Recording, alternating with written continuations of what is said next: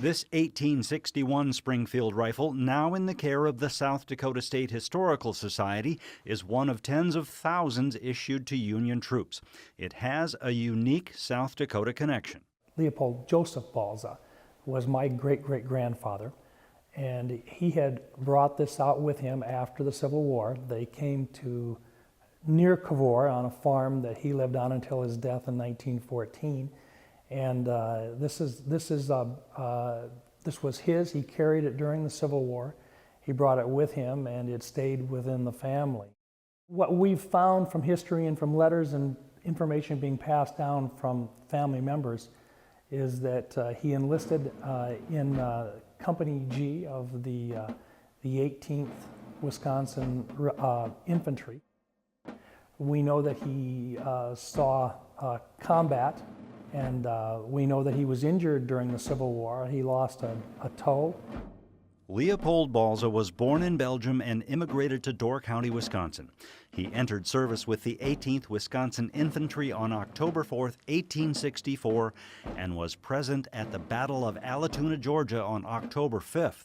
The Union garrison there had been ordered to protect a supply line to Atlanta, which had fallen to General Sherman the past summer. The Union counted more than 700 casualties in the battle, the Confederates almost 900. It's known that Leopold Balza's regiment was attached to the Union's Army of the Tennessee, which left the Atlanta area on November 15, 1864, bound for Savannah.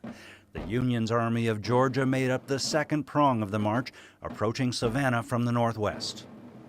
After taking Savannah, William Tecumseh Sherman's troops marched north through the Carolinas.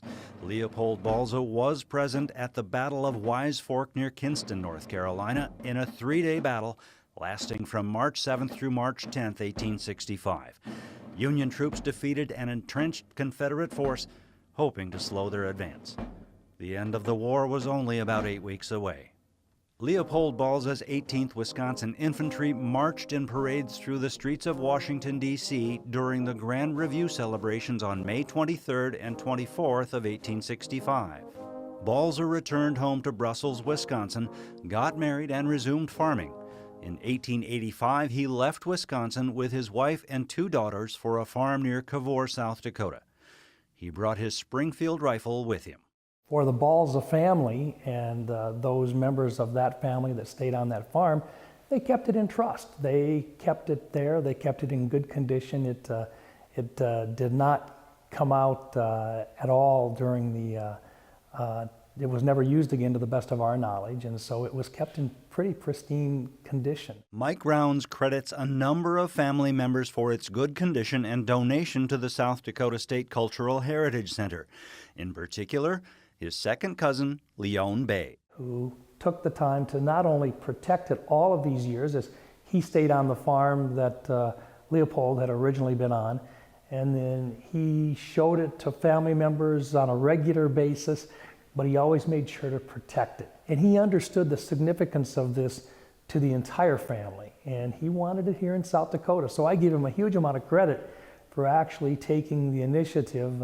He passed away while I was still governor, but he wanted to make sure that it was here and available, and that it was an important part of South Dakota history to connect us with the Civil War as well.